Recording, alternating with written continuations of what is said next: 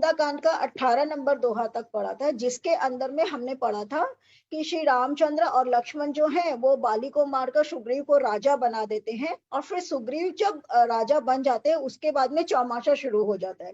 तो चौमासा में बारिश होने के कारण कच्चे रास्ते जो हो जाते हैं, रास्ते कच्चे हो जाते हैं, कीचड़ हो जाता है, जिसके कारण वहाँ वो 4 महीने कोई भी व्यवस्था, कोई भी राजा एक दूसरे से आपस में युद्ध नहीं करते, और सारा का सारा जो ट्रैवलिंग था वो उस जमाने में एक बार 4 महीने के लिए स्टॉप हो जाता है। तो लोग हाँ अपना खाना वाना भी सब चीजें क्या घर में स्टोर करके रखते थे कि बारिश के मौसम में अब बाहर कहाँ निकलेंगे। तो 4 महीने जो होते थे चौमासा के, उसमें लोग अपने घरों में ही पूजा पाठ और अपने घरों के अंदर में ही जो भी व्यवस्था करनी घर में ही रखते थे, बाहर का दुनिया से थोड़े से कट ऑफ हो जाते थे बारिश के कारण। और हाँ चौमासा का जो पीरियड है वो पीरियड हमारा शंकर जी का और देवताओं का पीरियड है, जिसमें हम 1 महीना श्रावण का शंकर जी का लिए पूजा करते हैं, और बाकी का हमारा नवरात्रि आ जाती है पितरों का, है ना। हाँ 8 महीने जो है वो हमारे सृष्टि के संचालक कौन है, विष्णु जी हैं, और 4 महीने हमारे सृष्टि का संचालन कौन करते हैं, बाकी के देवी देवता मिलकर करते हैं। तो 1 महीना शिव जी करते हैं, 1 महीना पितरों का होता है जो हम लोग पितृमास करते हैं, फिर उसके बाद में 1 महीना जो होता है वो देवी का होता है, तो देवी करती है। तो ऐसे अलग अलग अलग लोग मिलकर के पूरे इस सृष्टि का संचालन करते हैं। तो 4 महीना ये सृष्टि का संचालन भी विष्णु जी के अलावा दूसरों के हाथों में रहता है, और ये 4 महीना चौमासा में बारिश के कारण कोई एक्टिविटी भी नहीं होती है। तो ये चौमासा के बाद में फिर जब चौमासा खत्म हो जाता है उसके बाद में रामचंद्र जी लक्ष्मण जी से कहते हैं कि लक्ष्मण देखो चौमासा तो पूरा हो गया, सुग्रीव ने मुझसे वचन दिया था कि वो सीता जी की खोज करेगा, परंतु वो सीता जी की खोज नहीं कर रहा है, हाँ वो उसको भूल गए हैं। हाँ वो भूल गया है। तो श्री रामचंद्र जी गुस्सा हो जाते हैं, श्री रामचंद्र जी जैसे ही गुस्सा होते हैं वैसे ही क्या होता है, लक्ष्मण जी डबल गुस्सा हो जाते हैं। उनको तो गुस्सा हाँ करने को एक रीजन चाहिए, देखते हैं कि श्री रामचंद्र जी गुस्से में आ गए, चलो डबल गुस्सा। वो बोलते हैं रुक मैं अभी जाता हूँ, जा करके उसको सबक सिखा करके आता हूँ।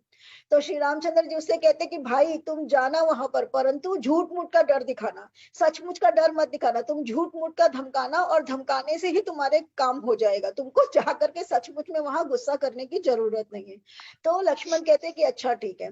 तो लक्ष्मण जी झूठा गुस्सा दिखाते हुए, नाटकीय गुस्सा दिखाते हुए वहां जाते हैं सुग्रीव के वहां, और जोरों से गुस्सा करते हैं। तो उसको देख करके अंगद और हनुमान जी दोनों ही सहम जाते हैं। फिर हनुमान जी जाकर के सुग्रीव को समझाते हैं।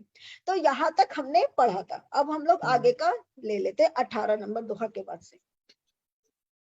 तब अनुजहि समझावा रघुपति करुणा सीव, भय दिखाई ले आवहूं तात सखा सुग्रीव। तब दया की सीमा श्री रघुनाथ जी ने छोटे भाई लक्ष्मण को समझाया कि हे तात, सुग्रीव को केवल भय दिखाकर ले आना, यानी कि झूठा भय दिखाना, सच्ची मुच्ची का गुस्सा नहीं करना है तुमको उसके ऊपर। यहाँ पवन सुत हृदय बिचारा, राम काज सुग्रीव बिसारा, निकट जाय चरणन शिरुनावा, चारिहु विदिते ही कही समुझावा। यहाँ पवन कुमार श्री हनुमान जी ने विचार किया कि सुग्रीव ने श्री राम के कार्य को भुला दिया। उन्होंने सुग्रीव के पास जाकर चरणों में सिर नुआया, साम दाम दंड भेद चारों प्रकार की नीति कहकर उन्हें समझाया। हनुमान जी सुग्रीव को कैसे समझाते हैं वो हमने पिछले क्लास में पढ़ा था वाल्मीकि रामायण से, कि हनुमान जी उनको सब तरह से समझाते हैं कि इन्होंने आपका कार्य किया है, इन्होंने आपको यहाँ पर राज्य में बैठाया है, ये लोग बहुत बलशाली हैं, आपके साथ कुछ भी कर सकते हैं, अभी शांति से बात कर रहे हैं, आपको इनका काम करना चाहिए, ये सब चीज को छोड़ दीजिए। सब चीजें सारी बातें वो उनको अच्छे से समझाते हैं। सुनी सुग्रीव परम भय माना। उसमें और एक चीज भी था कि हनुम लक्ष्मण जी जो है जब तक सुग्रीव उनको बुलाने के लिए दूत नहीं भेजता तब तक वो बाहर ही खड़े रहते हैं ना। वो हमने पढ़ा था कि सुग्रीव जो है, लक्ष्मण जी जो है नगर के बाहर खड़े रहते हैं और बाहर से ही गुस्सा करते हैं। जब सुग्रीव अंगद को उनके पास भेजते हैं कि जाओ उनको लिवा करके लेकर के, और तब वो उसके राज्य में एंटर करते हैं, क्योंकि जब तक आपकी मित्रता नहीं है तब तक आपको क्या कहते हैं, दूसरों के घर नहीं जाना चाहिए ना। हम लोगों में कहावत है, तुलसी तहा न चाहिए चाहे कंचन बरसे में। तो अगर चांदी भी बरस रही है तो भी आपको दूसरों के घर बिना बुलावे के नहीं जाना चाहिए। तो आप तो दूसरों के राज्य में जा रहे हैं, तो जब तक सामने वाला आपको न्योता दे करके रेस्पेक्टफुली नहीं लेके जाएगा आपको नहीं जाना है उसके राज्य में। तो लक्ष्मण जी बाहर ही खड़े रहते हैं। तो जब हनुमान जी जाकर समझाते हैं तब सुग्रीव जो है अंगद को भेजते हैं, और फिर अंगद जाकर के उनको बोलते हैं कि आप हमारे साथ चलिए, आपका हमारे नगर में स्वागत है। देन लक्ष्मण जी जाते हैं। तो बहुत सारे प्रोटोकॉल है, हम लोग को लगता है आजकल का जमाने में ही प्रोटोकॉल है, परंतु उस जमाने में भी बहुत से प्रोटोकॉल होते थे। सुनी सुग्रीव परम भी माना, विषय मोर हरि लीन्यु ज्ञाना। अब मारुत दूत समूहा, पठवहु जहत है नानर जुआ। हनुमान जी के वचन सुग्रीव सुनकर सुग्रीव ने बहुत ही भय माना, विषयों ने मेरे ज्ञान को हर लिया। अब हे पवन सुत, जहां तहां वानर के यूथ रहते, वहां दूतों के समूह को भेजो। कहूँ पाख महु आवन जोई, मोरे करता करबद होई। तब हनुमंत बुलाए दूता, सब कर करी सन्मान बहुता। और कहला दो कि एक पखवाड़े में जो न आएगा उसका मेरे हाथों वध होगा। तब हनुमान जी ने दूतों को बुलाया और सबका बहुत सम्मान करके भय और प्रीति नीति दोहराई, चले सकल चरणन शिरुनाई। यही अवसर लक्ष्मणपुर आए, क्रोध देख जहता है कपिदाई। सबको भय प्रीति और नीति दिखलाई, सब बंदर चरणों में सिर नवाकर चले। इसी समय लक्ष्मण जी नगर में आए, उनका क्रोध देखकर बंदर जहां तहां भागे। तो हनुमान जी कहते हैं कि आप सब लोगों को बुलाइए, जहां पर भी आपके वानर, जहां भी आपके वानर गुप्तचर बन करके रह रहे हैं, जहां जहां पर आपके वानर दूत हैं, जहां जहां पर आपके वानर मित्र, सबको बुलाइए आप। और सबको बुला करके और आप सबको समझाइए। तो ये सारी बातें जब हनुमान जी उनको समझाते हैं तो वो कहते हैं कि हाँ ठीक है। फिर वो दूतों को यानी कि अंगद को भेजते हैं और लक्ष्मण जी को अंदर बुलवाते हैं, और तब लक्ष्मण जी आते हैं। धनुष चढ़ाई कहा तब, जारि करो पुरछार। व्याकुल नगर देख तब आयऊ बाली कुमार। तदनंतर लक्ष्मण जी ने धनुष चढ़ाकर कहा कि नगर को जलाकर अभी राख कर दूंगा। तब नगर भर को व्याकुल देखकर बाली पुत्र अंगद उनके पास आए। अब अंगद को भेजा है सुग्रीव जी ने, क्यों भेजा है अंगद को? वो अंगद को ही क्यों भेजते हैं? किसी और को भी तो भेज सकते हैं ना, हनुमान को भेज सकते हैं, या उनके पास में जामवंत है, बहुत सारे लोग हैं, पर वो अंगद को ही भेजते हैं। क्यों भेजते हैं अंगद को? अंगद बलशाली है इसलिए। अंगद बलशाली है इसीलिए, और सेनापति और दूत बना के भेजते हैं। सेनापति और दूत बना के भेजते हैं, और उस नहीं और उसका नहीं है। Because Lakshman ji is Ram ji's brother, in the same way someone from his family. हाँ, तो क्योंकि अंगद जो है एक तो परिवार का हिस्सा है, और दूसरी बात यह है कि दूत हम उसको बना करके भेजेंगे जो सामने वाले को ठंडा कर सके। तो अंगद के अंदर में ये क्वालिटीज बहुत अच्छे से भरी पूरी है, क्योंकि हनुमान वहां पर रावण के सामने भी दूत बनाकर किसको भेजते हैं? अंगद को ही भेजते है ना। तो you must have the diplomat qualities, जो क्वालिटीज अंगद के अंदर में थी। नहीं तो सोचिए कि आपका फादर, जिसने आपके फादर को मारा है, उसके साथ में आप कैसे प्रेम पूर्वक रह सकते हो? तो you must have those qualities, diplomatic qualities आपके अंदर होनी चाहिए। तो वो क्वालिटीज अंगद के अंदर में थी, तो इसलिए अंगद को कहते कि जाओ तुम ही जाकर के उनसे बात करो, तुम बलशाली भी हो और तुमको बात करने का तरीका भी आता है, क्योंकि बात करने का तरीका आना बहुत जरूरी है, उसके बिना सब बेकार है। तो उनको उसके पास भेजते हैं। चरण नाई शुरू विनती किन्नी, लक्ष्मण अभय बाहते ही दिन्नी। क्रोधवंत लक्ष्मण सुनिकाना, कह कपीश अति भय अकुलाना। अंगद ने उनके चरणों में सिर नवाकर विनती की। तब लक्ष्मण जी ने उनको अभय बाया दी, और सुग्रीव ने अपने कानों से लक्ष्मण को क्रोध युक्त सुनकर भय से अत्यंत बोकल होकर कहा। तो उसने क्या किया? उसने जाकर के उनके चरण पकड़ लिए। उसको पता था कि इस वक्त मुझे कुछ बात नहीं करनी, इस वक्त क्षमा मांगना ही सबसे ज्यादा बेटर ऑप्शन है। क्यों? क्योंकि गलती हमारी हुई है, हमको टाइम पर काम करना चाहिए। तो वो जाते हैं और जाकर उनके पांव पकड़ लेते हैं और उनसे क्षमा याचना करते। सुनु हनुमंत संग लय तारा, करी विनती समुझाऊ कुमारा। तारा सहित जाय हनुमाना, चरण बंदी प्रभु सुजस बखाना। हे हनुमान सुनो, तुम तारा के साथ ले जाकर विनती करके राजकुमार को समझाओ। हनुमान जी ने तारा सहित जाकर लक्ष्मण जी के चरणों की वंदना की और प्रभु के सुंदर यश का बखान किया। जब अंगद उनको पांव पकड़ लेते हैं तो वो अंगद को क्षमादान दे देते हैं, परंतु उनका क्रोध शांत नहीं होता है। तो उनको क्रोध शांत करने के लिए फिर वो किसको भेजते हैं? बाली की पत्नी तारा को भेजते हैं। क्यों? हाँ, क्यों भेजते हैं बाली की पत्नी तारा को? लेडीज प्रेम से क्षमा मांग सकती है इसलिए। हाँ, लेडीज प्रेम से क्षमा मांग सकती, प्लस वो बाली की पत्नी है, उसको श्री रामचंद्र जी ने अभय दान दिया हुआ है कि तुम्हारा बाली के जाने के बाद में रक्षा मेरी जिम्मेदारी है। बाली तारा और अंगद जो वो श्री रामचंद्र जी ने उसकी जिम्मेदारी ले ली, क्योंकि बाली ने अंगद और तारा को किसके सपुर्द किया था? श्री रामचंद्र जी के, कि भाई अब मेरी मृत्यु के बाद अब आप इसकी जिम्मेदारी लीजिए और मेरे बेटे की जिम्मेदारी आपकी है। इसीलिए वो उसको युवराज बनाते हैं। तो ये उनकी जिम्मेदारी है, तो उसके ऊपर में वो कभी भी कुछ भी उन दोनों के साथ गलत नहीं होने देंगे। तो इसलिए तारा को भेज दे कि तारा तुम जाओ और जाकर के समझा बुझा करके और शांत करके उनको लेकर आओ। करी विनती मंदिर ले आए, चरण पखारी पलंग बैठाए, तब कपिस चरणन शिरुनावा, गाहि भूज लक्ष्मण कंठ लगावा। वे विनती करके उन्हें महल में ले आए तथा चरणों को धोकर उन्हें पलंग पर बैठाया। तब वानर राज सुग्रीव ने उनके चरणों में सिर नवाया और लक्ष्मण जी ने हाथ पकड़कर उनको गले से लगा लिया।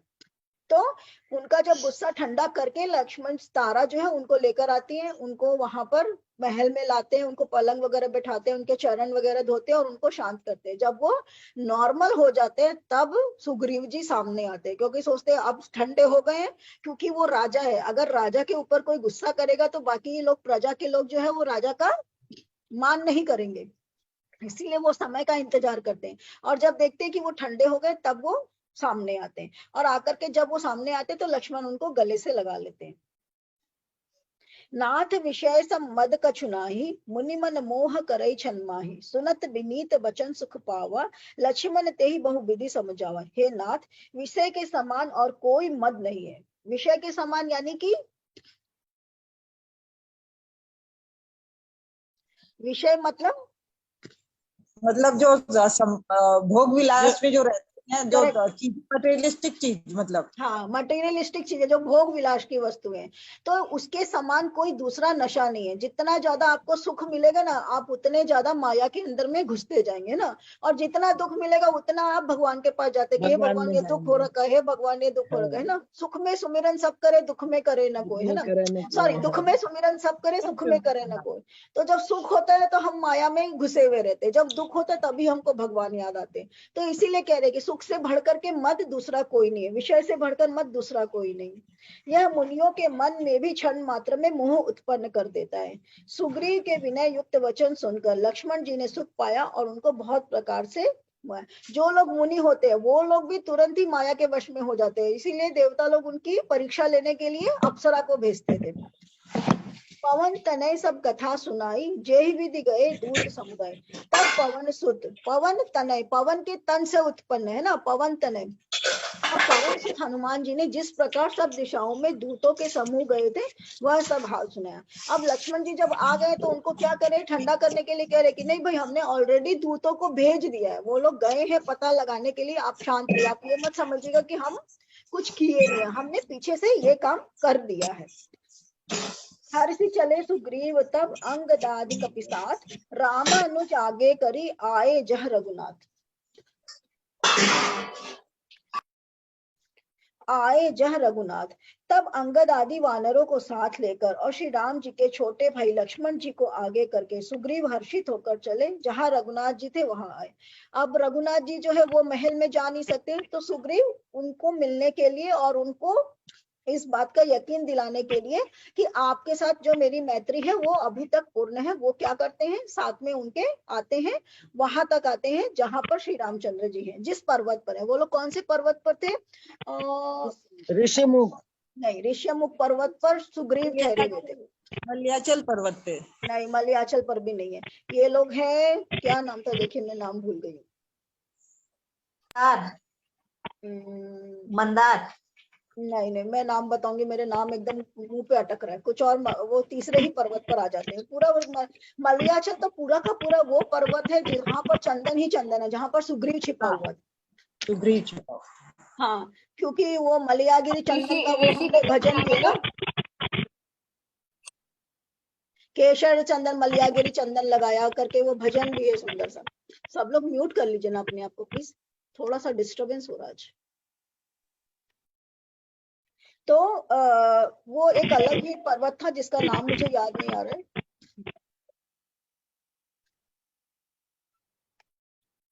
तो ये लोग सारे के सारे वहां जाते जिस पर्वत पर श्री रघुनाथ जी होते हैं। नाई चरण सिरु कहकर जोरी, नाथ मोहि कछु नाहिन खोरी, अतिशय प्रबल देव तब ऋषिमुख पर्वत है क्या? नहीं आंटी, ऋषिमुख पर्वत तो नहीं है, उसका नाम मुझे ध्यान नहीं आ रहा है, इसमें था भी और मेरे को अभी एकदम जैसे जीभ पर अटक रहा है। क्या तो नाम था, मैं एकदम मेरे दिमाग में अटक रहा है, मैं आपको थोड़ी देर में बताती हूँ। वो बोलते बोलते याद आ जाएगा। तो आई उसका थिंक तो मैंने किष्किंधा पर्वत है क्या? किष्किंधा पर्वत है क्या? नहीं, पंपा किष्किंधा तो सरोवर के किनारे ओके। नहीं, किष्किंधा इज द सुग्रीव की जो वो है राज्य है, उसका नाम है Kishkindha. So that is why it is Kishkindha कांड। तो किष्किंधा इज नॉट देयर, उसका नाम ज से कुछ है, मेरे एकदम अटक रहे हैं अभी, आई टेल लेटर। तो वो उस पर्वत के पास आ जाते हैं, क्योंकि उसके अंदर में गुफा रहती है, तो उनको बारिश के टाइम पर गुफा के अंदर रहना होता है ताकि वो लोग बारिश से प्रोटेक्टेड रहे। तो इसलिए उस पर्वत के नीचे आते हैं, जिसमें बहुत सुंदर बड़ी सी गुफा रहती है। तो वो मैं बताऊंगी, एक मिनट म्यूट कर देती सब। तो छोटे भाई आगे करके सुब्रीत हर्षित होकर चले। कुसुम आंटी आप बार बार म्यूट हो जा रहे हैं आज प्लीज, और आपका फोन में डिस्टरबेंस भी हो रहा है। नाई चिरन सिरु कहकर जोरी, नाथ मोहि कुछ नाहिन खोरी, अतिशय प्रबल देव तब माया, छूटे राम करहु जो दया। श्री रघुनाथ जी के चरणों में सिर नवाकर हाथ जोड़कर सुग्रीव ने कहा, हे नाथ, मुझे कुछ भी दोष नहीं है। हे देव, आपकी माया अत्यंत ही प्रबल है, आप जब दया करते हैं हे राम तभी यह छूटती है। तो वो कह रहे हैं कि मैं माया के मोह में फंस गया, माया में फंसाने वाले भी आप ही हो, तो मेरी तो कोई गलती ही नहीं है, मैं तो हर ओर से अपने आप को बरी कर रहा हूँ, क्योंकि मैं इसके लिए जिम्मेदार नहीं हूँ। विषय वश्य सुर नर मुनि स्वामी, मैं पावर पशु कपि अति कामी, नारी नयन सर जाहिन लागा, घोर क्रोध तम निस्जो जागा। हे स्वामी, देवता मनुष्य और मुनि सभी के, कुसुम आंटी आप अपने आप को म्यूट अनम्यूट मत करिए प्लीज। कुसुम गोयनका आंटी, आपका फोन में आ जाए ना खड़खड़ खड़खड़ आवाज हो रहा है। हे स्वामी, देवता मनुष्य और मुनि सभी विषयों के वश में है, फिर भी मैं तो पामर पशु और पशुओं में भी अत्यंत कामी बंदर हूँ। स्त्री का नयन बाण जिसको नहीं लगा, जो भयंकर क्रोध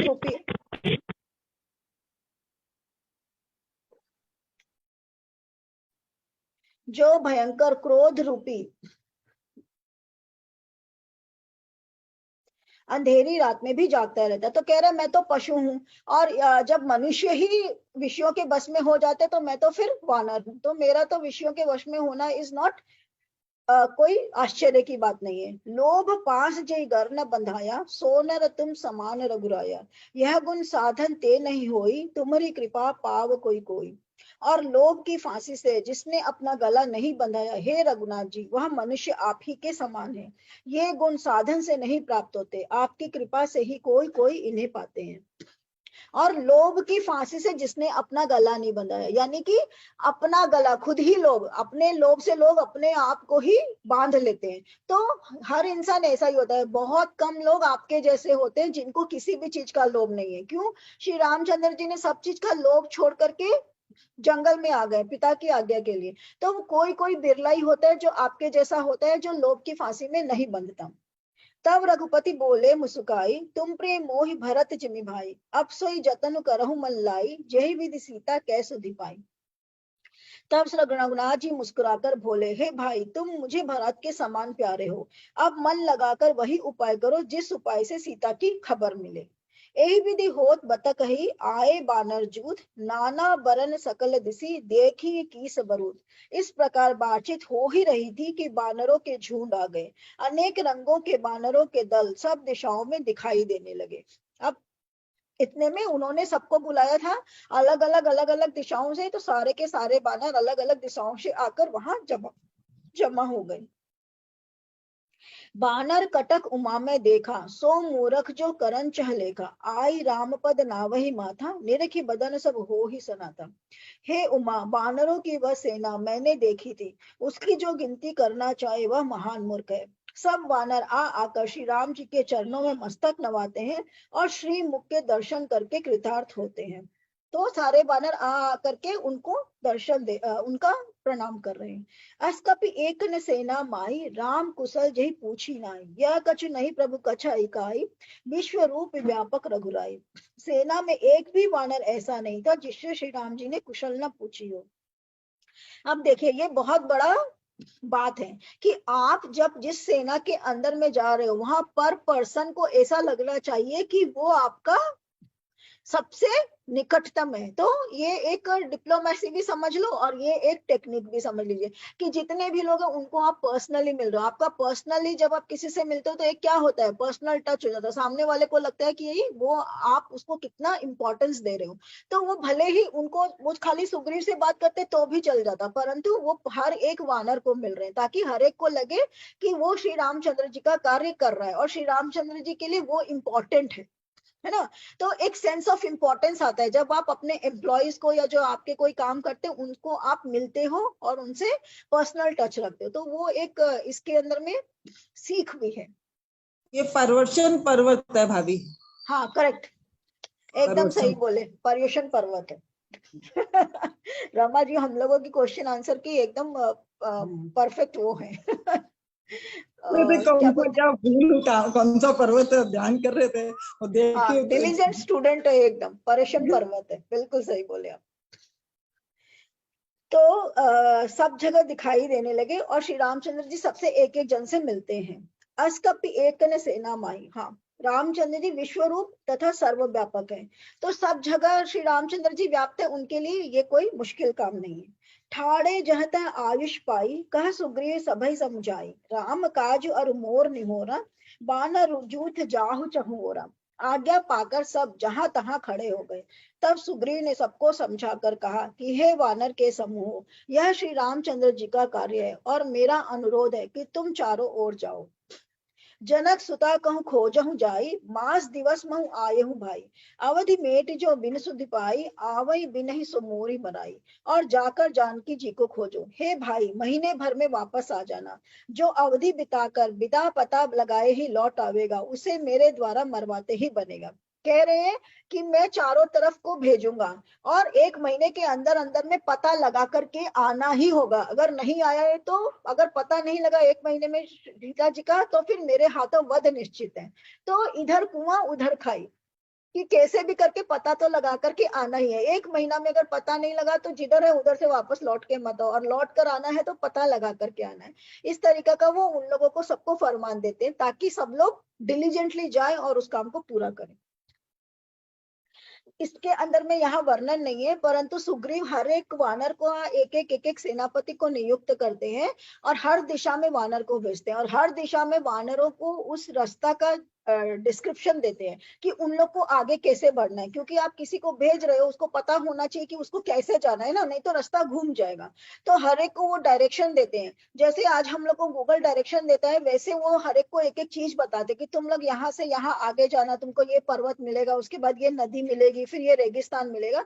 इस तरीका का पूरा पूरा description, each and every description Sugriva देते हैं अलग अलग दिशाओं के अंदर में। तो उसका वर्णन क्या है कि वाल्मीकि रामायण के अंदर में है, तुलसीदास जी के रामायण में नहीं है, परंतु वो ईच एंड एवरी वॉनर को, ईच एंड एवरी सेनापति को डिस्क्रिप्शन देते हैं। तो जब श्री रामचंद्र वो सबको जब डिस्क्रिप्शन देते हैं तो श्री रामचंद्र जी बोलते हैं, भाई तुम तो यहाँ किष्किंधा में रहते हो और ऊपर से अपने भाई के डर से तुम डरे डरे और इस मलयागिरी पर्वत के अंदर में छुप करके रहते थे, तो फिर तुमको इतना सब पता कैसे चला कि पूर्व दिशा में ऐसे जाना है, पश्चिम दिशा में ऐसे जाना है, उत्तर दिशा में ऐसे जाना है, दक्षिण दिशा में ऐसे जाना है। तब वो बोलता है कि जब बाली ने मुझे निकाल दिया था तब मैं बाली के डर से जगह जगह मारा मारा घूमता फिर रहा था कि कहीं पर भी मतलब हर जगह बाली पहुंच जाता था मेरे पीछे पीछे।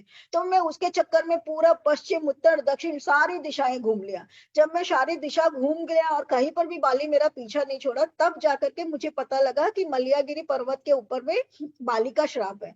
तब मैं आकर के यहाँ सेटल हुआ। तो उतने दिनों तक, जितने दिन बाली मेरा पीछा कर रहा था उतने दिनों में चूंकि मैं बार बार घूम रहा था तो मुझे इसलिए सारे के सारे रास्ते का नॉलेज हो गया। तो अब मैं पता है मुझे कि कौन सी दिशा में क्या क्या है, तो इसीलिए मैं हर एक सेनापति को बता पा रहा हूँ कि क्या है। इनफैक्ट सुग्रीव का जो ये डिस्क्रिप्शन है उसके बेसिस के ऊपर में एक नीलेश ओक बोल करके एक वो है साइंटिस्ट, नीलेश ओक बोल करके एक बहुत बड़े पुरातत्व के वो हैं, उन्होंने पूरा का पूरा डेटिंग निकाला है कि ये जो इतना बड़ा बड़ा डिस्क्रिप्शन जो सुग्रीव का दिया हुआ है उसके बेसिस पे उन्होंने डिफाइन किया कि कितने सालों पुरानी ये रामचरितमानस है, like more than 25,000 years back जो रिवर के फॉर्मेशन है वो अभी तक दिए हुए। तो 25,000 पुरानी तो साल पुरानी तो है ही है, क्योंकि वो समय भी ये फॉर्मेशन थे जियोलॉजिकल। तो उसके बेसिस पे काफी कुछ उन्होंने डेटिंग निकाली है। तो सुग्रीव का ये जो डिस्क्रिप्शन है वाल्मीकि रामायण में वो इतने इंपॉर्टेंट है। तो वो उससे बताते हैं, सुनहु नील अंगद हनुमाना, वचन सुनत सब बानर, जहता चले तुरंत, तब सुग्रीव बुलाए अंगद नल हनुमंत। सुग्रीव के वचन सुनते ही सब वानर जहां तहां चल दिए। तब सुग्रीव ने अंगद नल हनुमान आदि प्रधान प्रधान योद्धाओं को बुलाया। तो ये सारा होने के बाद में उन्होंने अंगद जी को, नल को, नील को और हनुमान जी को बुलाया। क्यों? क्योंकि उन लोगों को पता था कि रावण जो है कौन सी दिशा की ओर गया है। दक्षिण दिशा की ओर। हाँ, दक्षिण दिशा की ओर गया है, ये उनको पहले ही बता दिया था। किसने? जामवंत। बताया था ना, किसने बताया था? जटायु ने बताया था ना कि दक्षिण दिशा की। जटायु ने उनको बताया दक्षिण दिशा की ओर है। उनको कबंध नामक जो राक्षस था जिसको वो मारते हैं वो बताता है कि वो दक्षिण की ओर लेकर के गया है। फिर शबरी उनको बताती है कि वो वहां पर लेकर के गया है और सुग्रीव नाम का ये आपकी मदद करेगा, उसकी मदद से आप उसको ढूंढ पाओगे। तो उन्होंने बाकी के डायरेक्शंस में भी भेजा कि भाई आदमी को कोई भी कॉर्नर छोड़ना नहीं चाहिए, परंतु उनको ये पता था कि दक्षिण is the most important direction. तो दक्षिण में किसको भेजना था? उनको जो उनके सबसे ज्यादा बलशाली और जो सबसे ज्यादा इंपॉर्टेंट लोग हैं उनको भेजना था। तो वो हनुमान, नल, नील, अंगद, जामवंत ये सब लोगों को भेजते हैं दक्षिण दिशा की ओर। सुनहु नील अंगद हनुमाना, जामवंत मति धीर सुजाना, सकल सुभट मिल दक्षिण जाहू, सीता सूदि पूछें सब कहूं। हे धीर बुद्धि और चतुर नील, अंगद, जामवान और हनुमान, तुम सब श्रेष्ठ योद्धा मिलकर दक्षिण दिशा को जाओ और सब किसी से सीता जी का पता पूछना। मन क्रम बचन सो जतन विचारे हूँ, रामचंद्र कर काज सवारे हूँ। भानु पीठ से यही उर लागी, स्वामी ही सर्व भाव छल थागी। मन, वचन तथा कर्म से उसी का उपाय सोचना, श्री रामचंद्र जी का कार्य संपन्न करना। सूर्य को पीठ से और अग्नि को हृदय से सेवन करना चाहिए, परंतु स्वामी की सेवा तो छल छोड़कर सर्व भाव से करनी चाहिए। क्या कह रहे हैं? मन, वचन तथा कर्म से सीता जी का पता लगाने का उपाय सोचना और श्री रामचंद्र जी का कार्य सफल करना। सूर्य को पीठ से और अग्नि को हृदय से सेवन करना चाहिए। क्यों? सूरज को सामने से अगर आप सेवन करोगे तो आपको बहुत ज्यादा तेज लगेगा, तो आप काले हो जाओगे, है ना, बर्दाश्त नहीं कर पाओगे, डायरेक्ट माथे पर लगेगा। तो सूरज को पीठ से, यानी कि सूर्य को पीठ से सेवन करना चाहिए और स्वामी की सेवा तो छल छोड़कर सर्वभाव से करनी चाहिए। तजी माया से यही परलोका, मिटे ही सकल सो संभव शोका। देह धरे कर यह फलु भाई, भजी राम सब काम बिहाई। माया को छोड़कर परलोक का सेवन करना चाहिए, जिससे भाव से उत्पन्न सारे शोक मिट जाए। हे भाई, देह धारण करने का यही फल है कि सब कामों को छोड़कर श्री राम जी का भजन ही किया जाए। सो देह धारण करने का यही फल है। क्यों? हम लोग को मनुष्य देह किसके लिए मिली है? इसीलिए मिली है ताकि हम भगवान का सेवन कर सके, क्योंकि बाकी जितनी भी देह मिली हुई है वो देह के अंदर में भगवान का भजन पॉसिबल नहीं है ना। बर्ड्स हो, चाहे एनिमल्स हो, चाहे आप मैमल्स हो, चाहे आप एक्वाटिक एनिमल्स हो, कुछ भी हो, आपको भगवान का नाम नहीं मिल सकता है। तो मनुष्य की देह में ही आपको भगवान का नाम मिल सकता है। तो इस देह को हमको उस कार्य में लगाना चाहिए। सोई गुणज्ञ सोई बड़ भागी, हम सब भी कोई जन्म में कीट, पशु ये सब रहे होंगे। हमने वो सब योनियों को पार करके तब जाकर के अब हमको ये मनुष्य योनि मिली है ना। We have crossed all those. किसी जमाने में हम भी रहे होंगे मछली के जैसे, किसी जमाने में हम भी रहे होंगे बंदर के जैसे। वी डू नॉट नो हमारे पहले कितने जन्म हो चुके हैं। बहुत सारी योनियों को पार करके अब हम ये मानव की योनि में आए। तो this should be used for, आपका कर्म तो करना ही है, कर्म से कभी भी भगवान करने को मना नहीं करते, but at the same time आपको ईश्वर की प्राप्ति के लिए भी संलग की कोशिश करते रहना चाहिए। सोई गुणज्ञ सोई बड़ भागी, जो रघुबीर चरण अनुरागी। आयसु माग चरण सिरुनाई, चले हर्ष सुमिरत रघुराई। सद्गुणों को पहचानने वाला तथा बड़भागी वही है जो श्री रघुनाथ जी के चरणों का प्रेमी है। आज्ञा मांगकर और चरणों में सिर नवाकर श्री रघुनाथ जी का स्मरण करते हुए सब हर्षित होकर चले। पाछे पवन तनय सिरुनावा, जान काज प्रभु निकट बुलावा। परसा शीस सरोरुह पानी, कर मुद्रिका दीन जन जानी। सबके पीछे पवन सुत हनुमान जी ने सिर नवाया। कार्य का विचार करके प्रभु ने उन्हें अपने पास बुलाया। उन्होंने अपने कर कमल से उनके सिर का स्पर्श किया तथा अपना सेवक जानकर उन्हें अपने हाथ की मुद्रिका उतार कर दी। तो रामचंद्र जी को भी पता है कौन करेगा उनका काम, हनुमान जी करेंगे। हाँ, तो इसीलिए वो हनुमान जी को ही दिए हैं। क्या दिए हैं? अपने नाम की मुद्रिका, जिसके ऊपर में उनका चिन्ह और उनकी नाम की मुद्रिका अंकित है कि भाई ये जो मेरी मुद्रिका है, इसको देखते ही सीता जी पहचान जाएगी। ऐसे वो तुमको बात भी नहीं करेगी तुमसे, है ना, परंतु इस मुद्रिका को पहचान लेगी तो तुम्हारे साथ में बात भी करेगी और तुमको मेरा सेवक जान करके तुमको अच्छे से ट्रीट भी करेगी। तो इसलिए वो उसको ये मुद्रिका देते हैं। बहु प्रकार सीतई समुझायो, करी बल बिरह बेग तुम आयो, हनुमत जन्म सुफल करी माना, चले हृदय धरी कृपा निदाना। बहुत प्रकार से सीता को समझाना और मेरा बल तथा विरह कहकर तुम शीघ्र लौट आना। अब हनुमान जी को यहाँ पर श्री रामचंद्र जी क्या क्या ये दे रहे हैं, क्या आज्ञा दे रहे हैं? सीता जी को समझाना अच्छी से, वो खुश रहे हैं। हाँ, क्योंकि उनके मैं प्रेम जल्दी के आऊंगा लिए बोलते कितना प्रेम करते हैं भगवान राम, उनसे ये भी बताना और उनके लिए मतलब रावण को मार के मतलब सब उसका बल बताना कि वो रावण को मार सकते हैं, डरे नहीं वो रावण से। करेक्ट। तो वो कभी भी श्री हनुमान जी को ये आज्ञा नहीं देते हैं कि तुम जाकर के अशोक वाटिका को उखाड़ करके और तुम सीता को लेकर के आ जाना। सीता को कौन लेकर ये के नहीं आएगा? कहते। हाँ। राम स्वयं तुम्हारा लेके कार्य आएंगे। वो नहीं है ना, तुम्हारा कार्य ये नहीं है। तुम दूत की तरह जा रहे हो, तुम पता लगाने जा रहे हो, तो तुम सिर्फ पता लगा करके आना। नहीं तो हनुमान जी के अंदर में क्या है, उनके पास में 8 सिद्धियां है ना, 8 सिद्धि और 9 निधि के दाता। वो अकेले ही काफी थे वहां से। जब वो अशोक वाटिका को उजाड़ सकते थे तो सीता जी को अपने कंधे पर बिठा के कब का क्रॉस करके ले आते हैं ना। परंतु श्री रामचंद्र जी ने उनको क्या आज्ञा दी थी कि जाना और सिर्फ पता लगाना, पता लगा करके उसको ढाढ़स दे देना, मेरा बल और बुद्धि बताना कि भैया तुम शांति रखना, श्री रामचंद्र जी आएंगे और वो ही तुमको लेकर के जाएंगे। तो इसलिए दैट इज द रीजन कि वो जाते हैं, सब कुछ करते हैं, परंतु सीता जी को नहीं लेकर आते। सीता जी को बेचारी को वापस अशोक वाटिका में ही छोड़कर आते हैं कि भाई प्रभु आएंगे तुमको लेने के लिए, है ना। क्योंकि अपमान किसका हुआ है, ये पूरा सिचुएशन में किसका अपमान हुआ है? सीता जी का। सीता जी हरी गई है तो किसका, वो इनडायरेक्टली किसका अपमान है? राम जी का प्रभु अपमान हुआ का, है। राम जी का। करेक्ट, वो राम जी का अपमान है। क्यों? क्योंकि उसने राम जी को चुनौती दी है ना, सीता के आपका अगर तुम्हारा कोई सामान चोरी हो गया है तो अगर आपका गहना चोरी हो गया है तो अब नुकसान किसका हुआ है? गहने का हुआ है कि आपका हुआ है? हमारा हुआ है। हमारा हुआ है ना। तो श्री रामचंद्र जी की प्रिय पत्नी को कोई हर करके ले गया तो किसका नुकसान हुआ? श्री रामचंद्र जी का नुकसान हुआ। तो इसलिए बदला कौन लेगा उसके साथ में? श्री रामचंद्र जी लेंगे।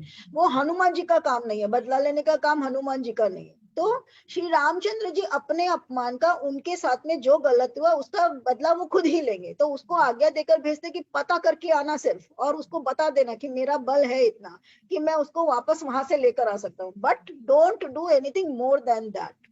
वो उनका क्लियर इंस्ट्रक्शन है यहाँ पर हनुमान जी को। तो क्या कह रहे हैं कि बहुत प्रकार से सीता को समझाना और मेरा बल और विरह तुम ये भी बता देना कि मैं उसके विरह में बहुत चिंतित हूँ। ऑल द सेम तुमको नहीं लेकर के आना है ना। हनुमान जी ने अपना जन्म सफल समझा और कृपा निधान प्रभु को हृदय में धारण करके वे चले गए। यद्यपि प्रभु जानत सब बाता, राजनीति राखत सुरत्राता। यद्यपि देवताओं की रक्षा करने वाले प्रभु सब बात जानते तो भी वे राजनीति की रक्षा करते, है ना। उनको पता है कि हनुमान जी के अंदर में कैपेबिलिटी है, वो अकेले ही सारा कुछ कर लेंगे। बट राजनीति क्या कहती है? नीति ये कहती है कि जो राजा की संपत्ति हरी गई है वही राजा उसके लिए लड़ाई करेगा, है ना। तो इसके लिए वो कहते हैं कि जो भी करना होगा मैं ही करूंगा, तुमको कुछ भी नहीं करना। तो इस तरीके से वो उसको आज्ञा देकर भेज देते हैं। चले सकल बन खोजत, सरिता सरगिरी खोह, राम काज लय लीन मन, बिसरा तन कर छो। सब बानर मन वन नदी तालाब पर्वत और पर्वत की कंदराओं में खोजते हुए चले जा रहे हैं। मन श्री रामचंद्र जी के कार्य में लवलीन है। शरीर तक का प्रेम भूल गया है। शरीर तक का प्रेम भूल गया मतलब शरीर के बारे में भी चिंता नहीं करे, सबको एक ही है, 1 महीना के अंदर अंदर पता करना, नहीं तो सुग्रीव हम लोगों को खत्म कर मार देंगे। देंगे। हाँ। कतहु होय निश्चर से भेटा, प्राण ले ही एक एक चपेटा, बहु प्रकार गिरि कानन केरई, को मुनि मिलई ताही सब घेरे। कहीं किसी राक्षस से भेंट हो जाती है तो एक एक चपत में ही उसके प्राण ले लेते हैं। पर्वतों और वनों को बहुत प्रकार से खोज रहे हैं, कोई मुनि मिल जाता है तो पता पूछने के लिए उसे सब घेर लेते हैं। अब सब वानर किस तरीका से सीता जी की खोज कर रहे हैं वो बता रहे हैं कि जो मिलता है उसी से पूछते रहते हैं, और कोई अच्छा मुनि या महात्मा मिलता है तो उसको घेर लेते हैं। सब लोग अपना अपना वीडियो ऑन कर लीजिए ना, सब लोग वीडियो ऑफ करके क्यों बैठे हुए प्लीज। लागी तृषा अतिशय अकुलाने, मिलई न जलघन गहन गहन भुलाने, मन हनुमान कीन अनुमाना, मरण चाहत सब बिनु जल पाना। इतने में ही सबको अत्यंत प्यास लगी, जिससे सब अत्यंत ही व्याकुल हो गए, किंतु जल कहीं नहीं मिला। घने जंगल में सब भुला गए। हनुमान जी ने मन में अनुमान किया कि जल पिए बिना सब लोग मरना ही चाहते हैं, तो सब लोगों को अब प्यास लग गई है, तो हनुमान जी सोच रहे हैं कि बिना जल के कहीं सारे के सारे मर ही ना जाए। चढ़गिरि शिखर चहु दिसि देखा, भूमि विवर एक कौतुक पेखा, चक्र बाक बक हंस उड़ाई, बहुतक खग प्रविशहि तेहि वाई। उन्होंने एक पहाड़ की चोटी पर चढ़कर चारों ओर देखा तो पृथ्वी के अंदर एक गुफा में उन्हें एक कौतुक दिखाई दिया। उसके ऊपर चकवे बगुले और हंस उड़ रहे हैं और बहुत से पक्षी उसमें प्रवेश कर रहे हैं। वो लोग ढूंढ रहे थे कि पानी कहाँ है। आजकल के जैसे तो है नहीं कि पानी की बोतल मिल जाएगी, तो पानी की खोज कर रहे हैं कि कहाँ है पानी, कहाँ है। तो क्या देखते हैं कि कहीं पर एक बड़ा सा कुछ है और उसके चारों तरफ में सारे के सारे पक्षी प्रवेश कर रहे हैं। तो अगर पक्षी कहीं जा रहे हैं तो डेफिनेटली वहां पर पानी वानी कुछ होगा या पक्षियों के रहने की जगह होगी, तो वो उसको देख करके समझ जाते। गिरते उत्तरी पवन सुत आवा, सब कहूँ लय सोई बिबर दिखावा, आगे के हनुमंत ही लीना, ऐठे बिबर विलंब न कीना। पवन कुमार हनुमान जी पर्वत से उतर आए और सबको ले जाकर उन्होंने वह गुफा दिखलाई। सबने हनुमान जी को आगे कर दिया और वे गुफा में घुस गए, देर नहीं की।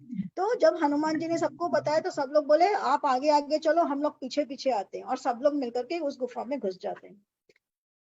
दूरी ते ताई सबन सिर नावा, दीख जाय उपवन बरसर, विकसित बहुकंज, मंदिर एक रुचिर बैठ नारी तपपुंज। अंदर जाकर उन्होंने एक उत्तम उपवन और तालाब देखा जिसमें बहुत से कमल खिले हुए हैं। वहीं एक सुंदर मंदिर है जिसमें एक तपोमूर्ति स्त्री बैठी है। दूरी ते तई सबन सिरुनावा, पूछे निज वृतांत सुनावा, तेहि तब कहा करहूं जल पाना, खाहू सुरस सुंदर फल नाना। दूर से ही सबने सिर नवाया और पूछने पर अपना सब वृतांत कह सुनाया। तब उसने कहा जलपान करो और भली भांति के रसीले सुंदर फल खाओ। मज्जन किन मधुर फल खाए, तास निकट पुनि सब चली आए, ते सब आपनी कथा सुनाई, मैं अब जाब का जहां रही। सबने स्नान किया, मीठे फल खाए और फिर सब उसके पास चले आए। तब उसने अपनी सब कथा कह सुनाई और कहा मैं अब वहां जाऊंगी जहां श्री रघुनाथ जी है। तो वो स्त्री कौन है और उसकी पूरी क्या कहानी है ये इसके अंदर में नहीं है। ये पूरा का पूरा विवरण जो है वो है आपके वाल्मीकि रामायण के अंदर में, कि इन लोगों को उस गुफा के अंदर में जो स्त्री मिलती है वो कौन रहती है और उसका क्या रोल है। तो आज कितना बज गया है? अगर टाइम है तो आज सुनाओ, नहीं तो किसी और दिन सुनाओ। 12:35 हुआ है ना।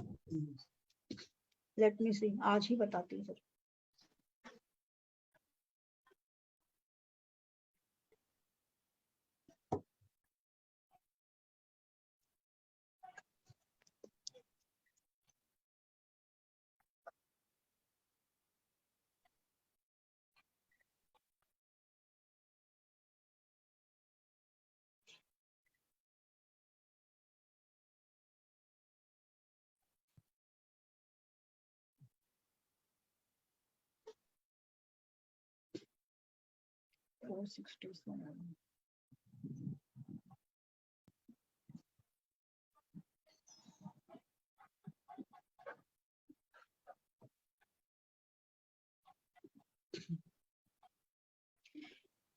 देखिए इसमें लिखा हुआ है कि हनुमान जी अपने साथ अंगद को साथ लेकर विंध्याचल की गुफाओं और दुर्गम स्थानों में ढूंढने लगे।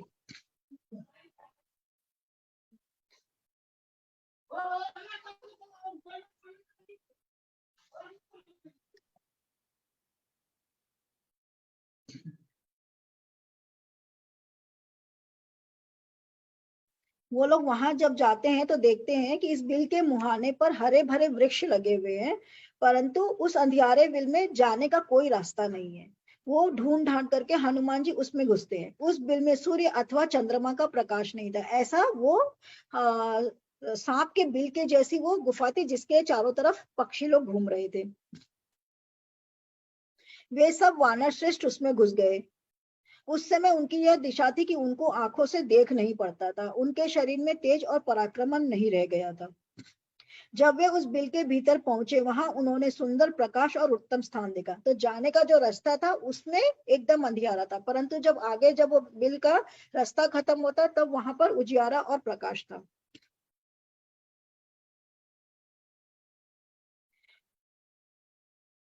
उन्होंने प्रातःकालीन सूर्य की तरह रंग वाले बड़े बड़े सोने के कमल खिले हुए देखे, जो वहां के उस बिल के वहां पर जो पानी था उसमें था, और सोने की बड़ी बड़ी मछलियां और कछुए उस वहां एक जलाशय था, उस जलाशय में भरे हुए थे।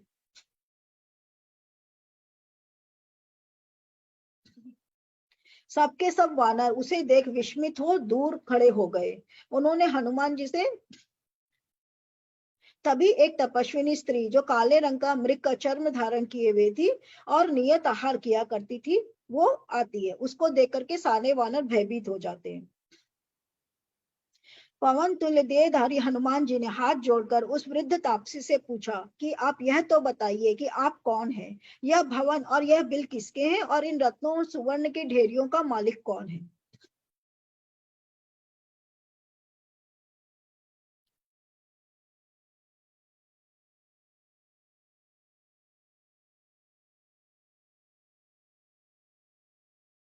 तब वो बता रही है कि ये जो जगह है वो जगह कौन सी है।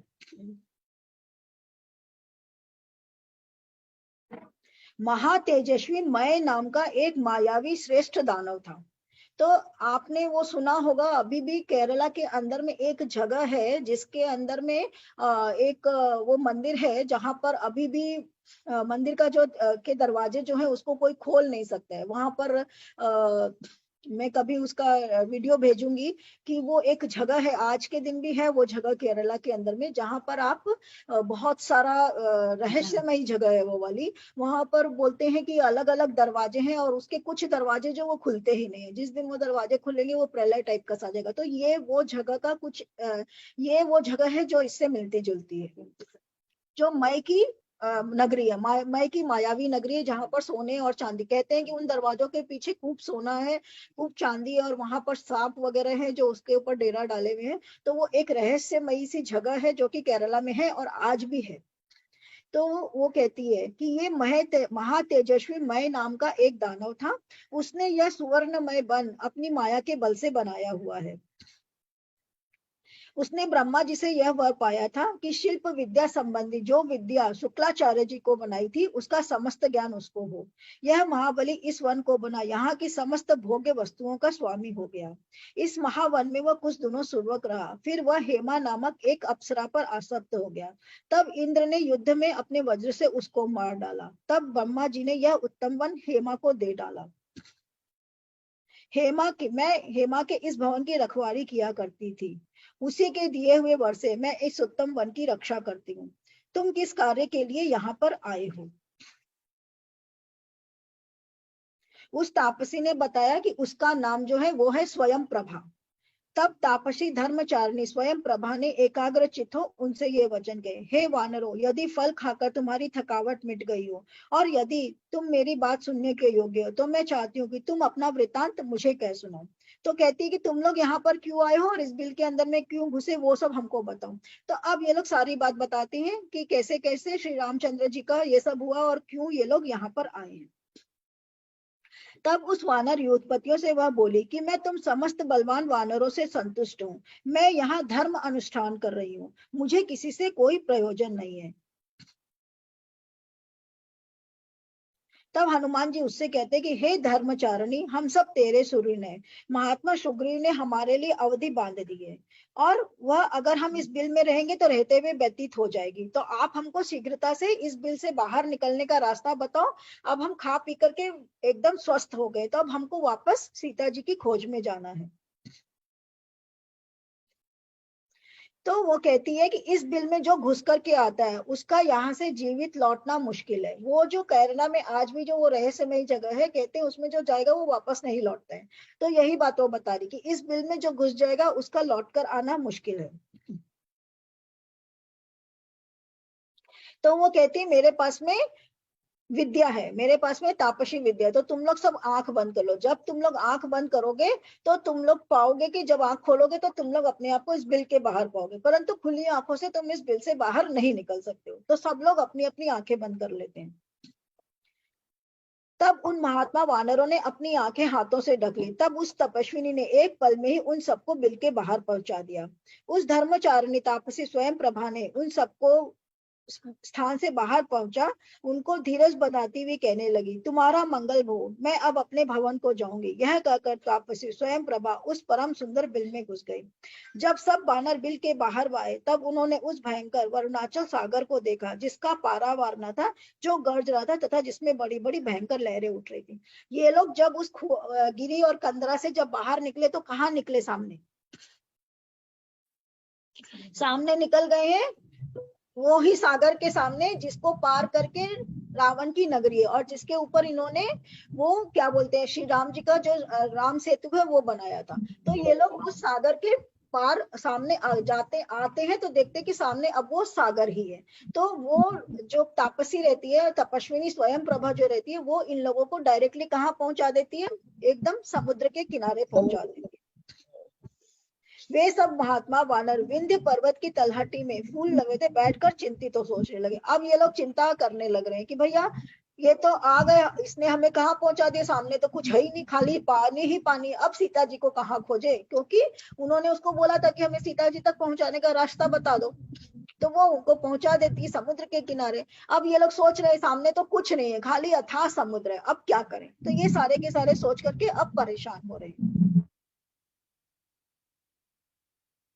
देखो, हम सब एकत्र कर एक मास में कार्य कर लौट आने का समय निर्दिष्ट कर कार्तिक मास में भेजे गए थे, सो वह अवधि तो बीत गई। अब बताइए क्या करें? तो इन लोगों को कौन से महीने में भेजा गया है? कार्तिक मास में। ये हाँ, कि कार्तिक मास में उन लोगों को भेजते हैं। क्यों? 4 महीने का जब वो चौमासा का अवधि खत्म हो गया तो अब कार्तिक मास शुरू हो गया, तो उसमें इन लोगों को भेजते कि जाओ जाकर पता करके आओ। तो कहते कार्तिक मास तो बीत गया, अभी तक पता नहीं चला है।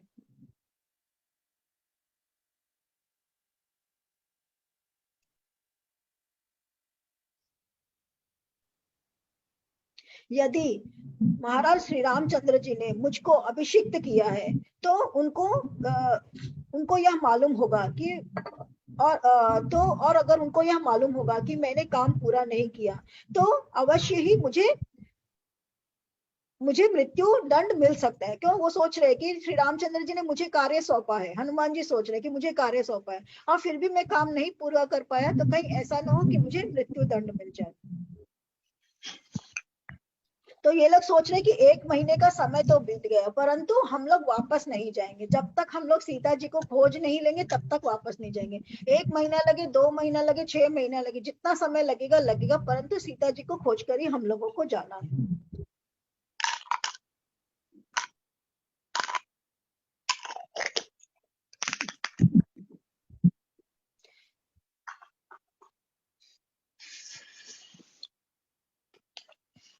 हनुमान जी ने देखा कि अंगद सदा ही तेज, बल और पराक्रम में शुक्ल पक्ष के चंद्रमा की तरह उत्तरोत्तर शोभा की अधिकता से शोभायमान हो रहे हैं। अंगद बुद्धि में बृहस्पति के समान, पराक्रम में अपने पिता के समान और बातों में तारा के समान है, जैसे इंद्र शुक्र की बातों को। तो हनुमान जी ने इतने दिनों में अंगद के साथ रह करके अंगद की कौन कौन सी क्वालिटीज को जाना है कि अंगद बृहस्पति के समान बुद्धिमान है, पराक्रम में अपने पिता बलि के समान है और बातें करने में अपनी माता तारा के समान है, कि माता तारा के समान अच्छी अच्छी बातें करते। तो उनके अंदर में तीनों के गुण आए। ऐसे अंगद को अपने साधी स्वामी के कार्य के साधन में शिथिल देख सर्वशास्त्र विशारद हनुमान जी उनको रास्ते पर लाने के लिए, अब हनुमान जी यहाँ पर मोटिवेशनल स्पीकर का काम कर रहे हैं। जब देख रहे हैं कि अंगद हताश हो गए तो उनको मोटिवेट कर रहे हैं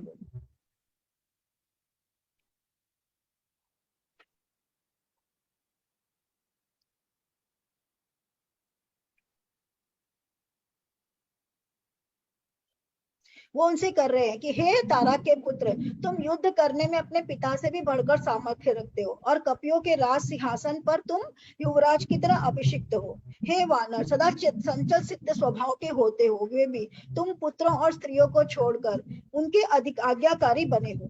मैं तुमसे कहता हूँ कि जाम्बवान नील कपि सभी के समान मैं कहता हूँ कि सुग्रीव की तरफ हम लोग फेर कर नहीं जाएंगे। जब तक सीता जी का पता नहीं चलेगा तब तक हम लोग फिर कर नहीं जाएंगे और सीता जी का पता करके जाएंगे। अब यहाँ पर क्या होता है कि हनुमान जी के पास में अष्ट सिद्धि है, परंतु उनको ज्ञात नहीं है कि उनके पास कितना बल है। तो उनका जो बल है वो उनको जामवंत और बाकी के लोग याद दिलाते हैं। तो हनुमान जी के जो बचपन का प्रकरण है ना, वो वाल्मीकि रामायण में आएगा कि हनुमान जी बचपन में कैसे थे कैसे नहीं थे। तो that we will read in the next class.